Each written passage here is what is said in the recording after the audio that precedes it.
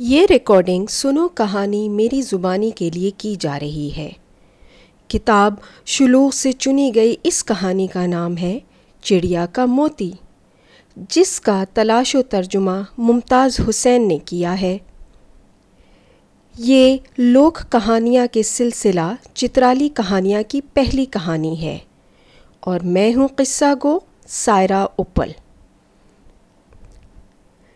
ایک چڑیا درخت کی ٹہنی پہ بیٹھی موتی پرو رہی تھی۔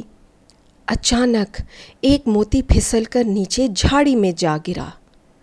چڑیا نے موتی نکالنے کی بہت کوشش کی، مگر جھاڑی اتنی گھنی تھی کہ وہ اس کے اندر نہ جا سکی۔ جب چڑیا کو موتی نہ ملا تو اس نے جھاڑی سے درخواست کی کہ وہ اپنی ایک ٹہنی جھکا کر اس کا موتی ڈھونڈ کر لا دے۔ ارے واہ! اب میں تمہارے چھوٹے سے موتی کی خاطر اپنی سیدھی ٹہنی کو ٹیڑھا کر دوں؟ بھلا کیوں؟ جھاڑی نے کہا۔ چڑیا کو بہت غصہ آیا۔ پاس ایک گھر میں آگ جل رہی تھی۔ چڑیا وہاں گئی اور بولی، چوں چوں چوں، دیکھو آگ جی، جھاڑی میرا موتی اٹھا کر نہیں دے رہی، ذرا اس کو جلا دے۔ میں کیوں گیلی جھاڑی جلانے لگی؟ مجھے خشک لکڑیوں کی کوئی کمی ہے کیا؟ آگ نے بھڑک کے جواب دیا۔ پاس ہی ایک چھوٹی سی نہر بہہ رہی تھی۔ چڑیا نے نہر سے درخواست کی کہ وہ آگ کو بجھا دے۔ پانی بولا، مگر میں تو پھولوں کے باغ کو سیراب کرنے جا رہا ہوں، اب میں کیا پھولوں کو چھوڑ کے آگ میں گھس جاؤں؟ چڑیا کا غصہ مزید بڑھ گیا۔ پاس کھیت میں ایک بیل گھاس چر رہا تھا۔ چڑیا بیل سے بولی، یہ پانی میرا کہا نہیں مان رہا، ذرا اس کو پی لو، پھر میں دیکھتی ہوں یہ کیسے پھولوں کے باغ تک جاتا ہے۔ بیل بولا، چڑیا بہن، میں تمہارے کہنے پر پانی پی تو لیتا، مگر میں رات بھر کا بھوکا ابھی ناشتہ کرنے نکلا ہوں، اب خالی پیٹ میں اتنا سارا پانی کیسے پیوں؟ اب چڑیا کی نظر ایک بھیڑیے پہ پڑی جو پاس کے پہاڑ کی کوہ میں دبکا بیٹھا تھا۔ چڑیا اڑ کر اس کے پاس گئی اور بولی، پہاڑی بابا، یہ بیل میرا کہا نہیں مانتا، تو ذرا اس کا ناشتہ تو کر، بڑا آیا ناشتہ کرنے والا۔ تمہارا غصہ اپنی جگہ ہے چڑیا، مگر میں تو ایک دمبے کی تاڑ میں بیٹھا ہوا ہوں، میں تمہاری خاطر موٹے دمبے کو چھوڑ کر اس بیل کا سخت گوشت کھانے سے تو رہا۔ بھیڑیے نے نہایت نخوت سے جواب دیا۔ اتنے میں ایک شکاری کا وہاں سے گزر ہوا۔ اب لگی چڑیا اس کی بھی منتیں کرنے کہ وہ بھیڑیے کو گولی سے اڑا دے۔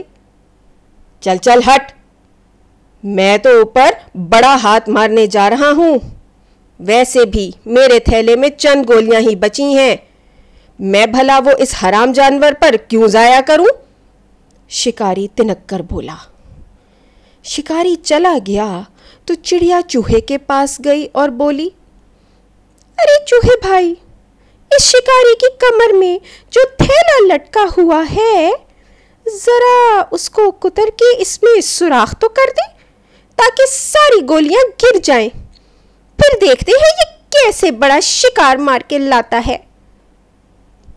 مگر میں تو ابھی باورچی خانے سے ڈھیر سارا پنیر کھا کے نکلا ہوں، میں کیوں اس خشک چمڑے کو کتروں؟ اتنے میں ایک بلی دبے پاؤں وہاں سے گزری۔ چڑیا نے زور سے بلی کو پکارا، بلی بھی، بلی بھی، وہ رہا چوہا، لپک کر پکڑ لو۔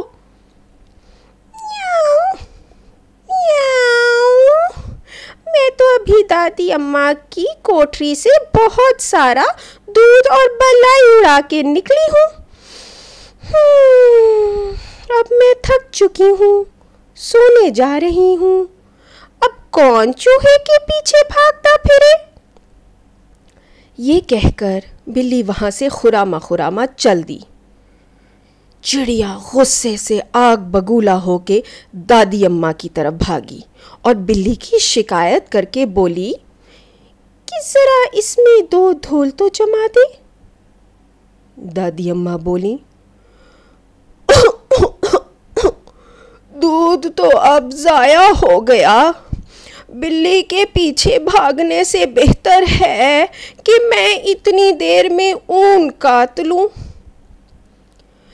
جب چڑیا ہر طرف سے مایوس ہو گئی تو اس نے آسمان کی طرف منہ اٹھا کر دعا مانگی۔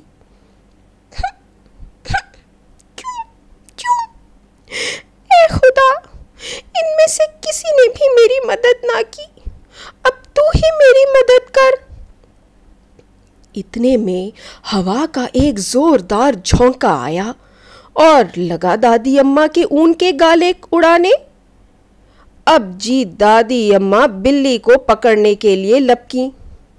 بلی چوہے کے پیچھے دوڑی، چوہا شکاری کا تھیلا کترنے کو چلا۔ شکاری نے بھیڑیے کو نشانے پر لیا۔ بھیڑیا بیل پر حملہ کرنے لگا۔ بیل بھی ناشتہ بھول کر پانی کی طرف چلا۔ نہر رخ بدل کر آگ کی طرف بڑھی۔ آگ کے شعلے جھاڑی کی طرف لپکے۔ آخر جھاڑی نے اپنی ٹہنی جھکائی اور موتی اٹھا کر چڑیا کو دے دیا۔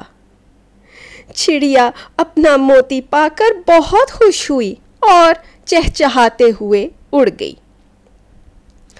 تو بچوں، اس کہانی سے ہمیں یہ سبق ملتا ہے کہ ہر مصیبت میں سب سے پہلے خداوند تعالیٰ سے مدد مانگنی چاہیے۔ اب اگر چڑیا پہلے ہی دعا مانگ لیتی تو اسے اتنے سارے لوگوں کی منتیں نہ کرنی پڑتیں۔ اس کے علاوہ اگر جھاڑی اکڑ نہ دکھاتی اور تھوڑا سا جھک کے چڑیا کی مدد کر دیتی تو نہ صرف چڑیا اس کی مشکور ہوتی بلکہ اللہ تعالیٰ بھی اس سے بہت خوش ہو جاتے۔ اب اگر جھاڑی نے مدد نہیں بھی کی تو چڑیا کو اللہ سے دعا کرنی چاہیے تھی، نہ کہ دوسروں کو ایک دوسرے کا نقصان پہنچانے کی دعوت دینی چاہیے تھی۔ بالکل اسی طرح ہمیں بھی چاہیے کہ ہم ہر ایک کے کام آئیں۔ کوئی اگر مدد کے لیے ہمارا دروازہ کھٹکھٹائے تو ہمیں اپنی حیثیت کے مطابق ضرور اس کی مدد کرنی چاہیے، اور بالفرض اگر کوئی مدد نہیں بھی کرتا تو بجائے اس کو نقصان پہنچانے کے اللہ سے ہی رجوع کرنا چاہیے کہ وہ اس کو مدد کرنے کی توفیق دے اور اس کے دل میں محبت ڈالے۔ یہ تھی آج کی کہانی سائرہ کی زبانی۔ مزید کہانیاں سننے کے لیے ہمارا فیس بک پیج لائک کرنا نہ بھولیے گا۔